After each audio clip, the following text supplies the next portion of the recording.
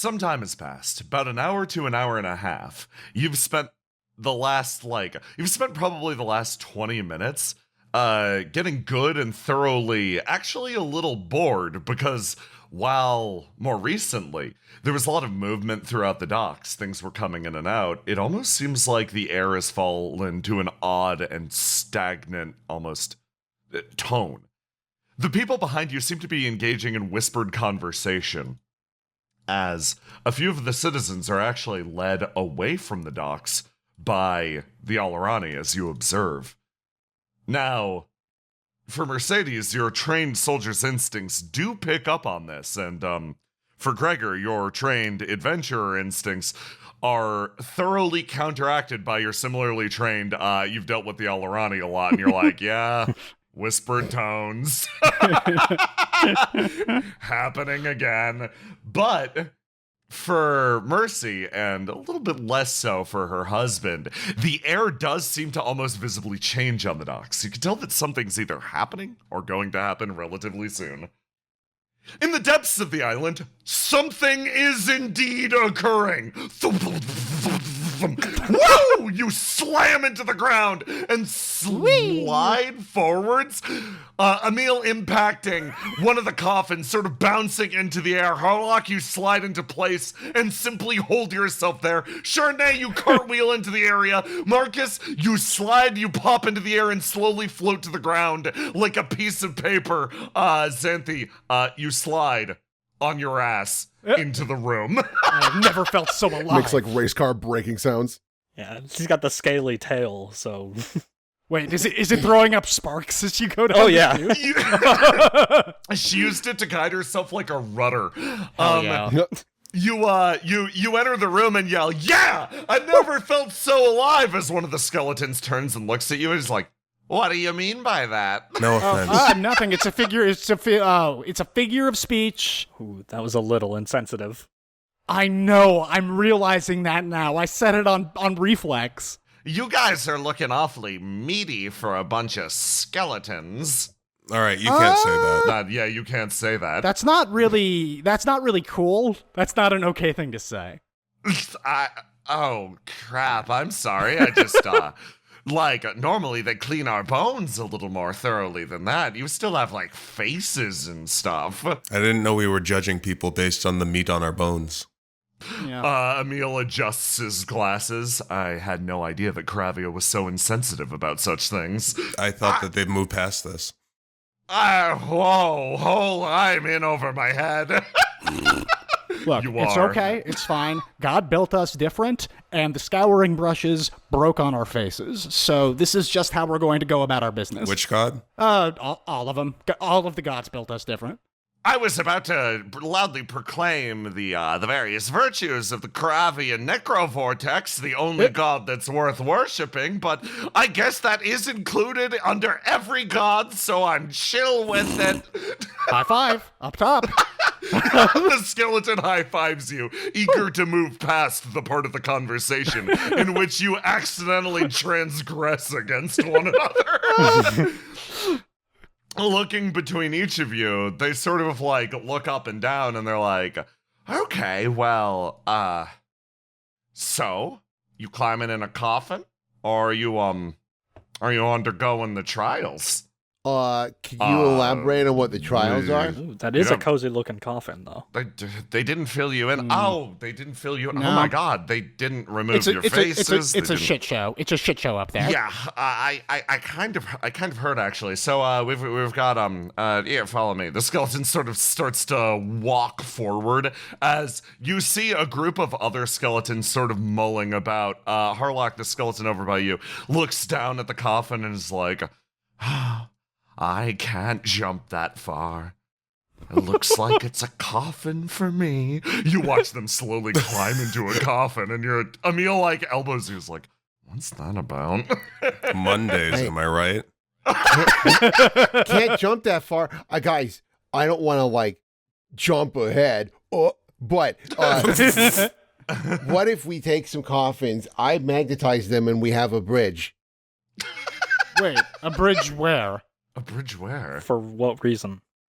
Oh, that's very intelligent. The skeleton comes back. Well, so here's the current situation. Basically, all of the sword skeletons that have been tossed into this area, obviously we've been given one of two choices.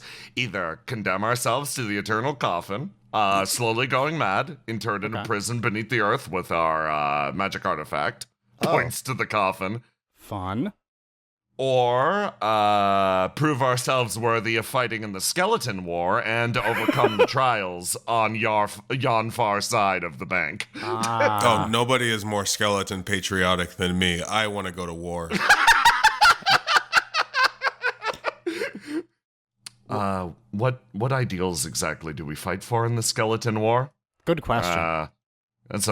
I think ultimately whatever ideals drive you across yon spike pit. Fair enough. So they give you a choice of fighting in a war when you're supposed to be like receptacles for the various patrons' magic items? Oh, yeah, absolutely. Oh, my God. Okay, they really didn't fill you in on anything. The skeleton. No, if you didn't notice, they're a little bit intolerant here of meaty skeletons. Chardonnay just like rubs the side of her head. I mean, they might have told me, but I can't blunt my head. Which does not contain a brain. Oh, that's rude. Looks at you. What was her name? Vanillipede? I can't remember. Oh, she really hit It was hard. Vanillipede. Yeah, it reminds me for some reason. The skeleton begins to loudly exposit. So, basically, what we're doing down here, hops down.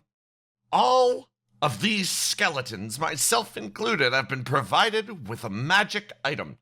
The normal responsibility is for us to climb into these coffins and be interred in the Evertombs down below to keep that magic item for perpetuity.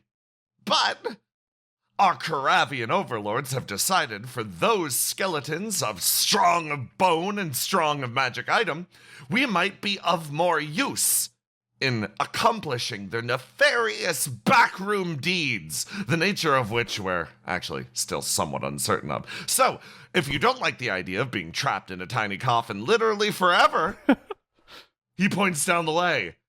There is a sequence of skeleton aptitude tests over in that direction that you can try to accomplish using a combination of your bones and magic items. The idea that the necromancers had is, if you manage to overcome the obstacle course, you're a skeleton worthy of keeping around, and if not, into the coffin you go!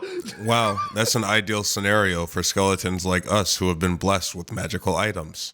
It absolutely is. Yes. Well, mine actually, unfortunately, just makes me really like soapy, like really soapy. It's not useful for the No. test, They yeah. can use you to wash clothes and stuff on the front lines. I don't know. As long as you're creative, being soapy can be quite the superpower. Yeah, have you tried blowing bubbles? Oh, wait, no lips. You tried maybe getting it in people's eyes? Yeah, wait, yeah. Oh, wait, eyes. You be-lipped, be-eyed individuals, you don't know how good you still have it. Actually, why don't you skeletons line up and tell us what your magical items are, and maybe we'll bring you along to the skeleton war. I think that's a great idea. They all line up. General Harlock. I mean, for the bubble guy, I don't know why he doesn't just put the bubbles in his ribcage and move really fast. It's just like a bubble wand. That is quite good. You know, maybe that could have a good effect on morale, actually. Yeah. I create bubbles. The skeleton immediately in front of you. I catch on fire. Note that one. The skeleton immediately in front of Harlock.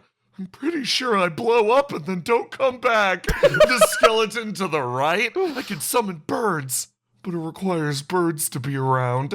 And then the last skeleton in the list. You don't want to know what my item is. Oh, we do.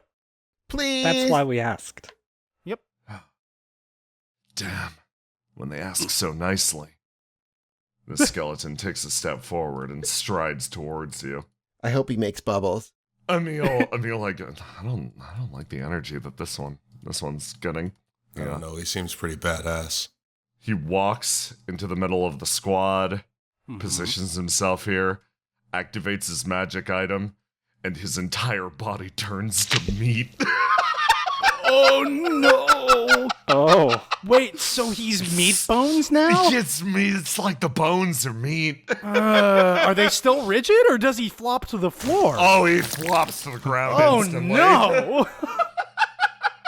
Interesting.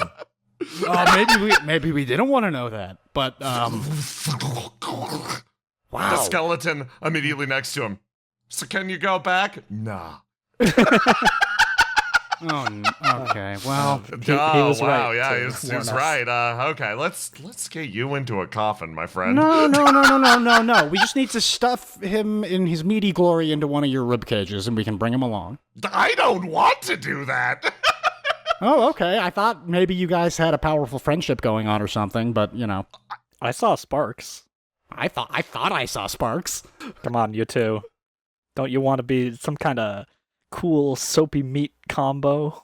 I don't want them to be a soapy meat combo. Thinking on it, I don't really have a reason to want that either.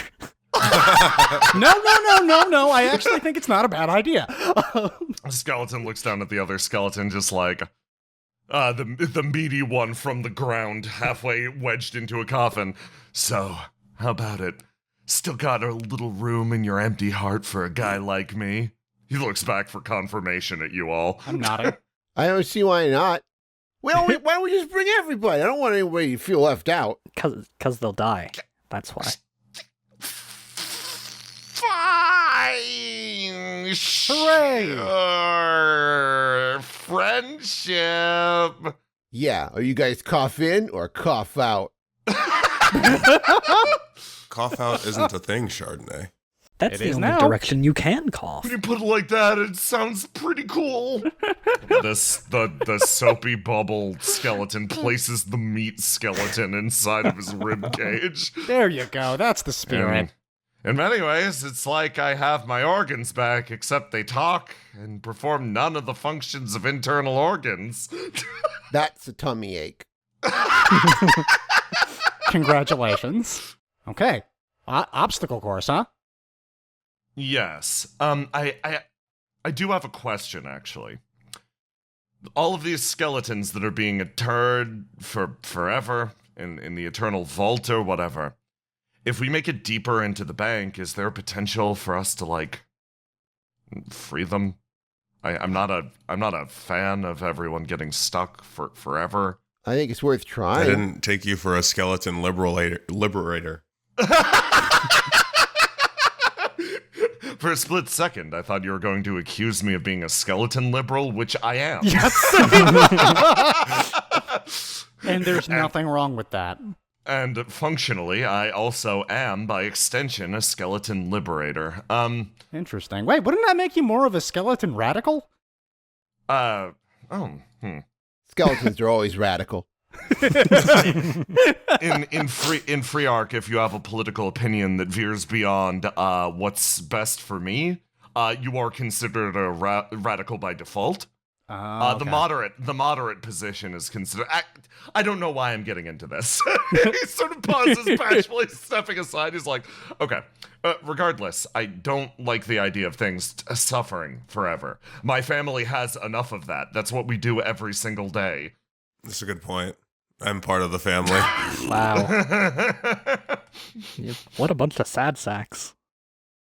I like to think of us as Freearchy as durable sacks, persevering sacks. The only sack worth being. They both throw it at each other. Freearc kind of sounds like hell, to be honest, says the skeleton that can only explode. I think being a skeleton that only explodes is hell. Mine is hell, yes. Well, but you do. I mean, being able to explode once could be pretty useful. Yeah. Yeah, take that, liberals. Oh, Skeleton runs forward, jumps, and lands in the pile of spikes. No. Oh. And explodes. Wow.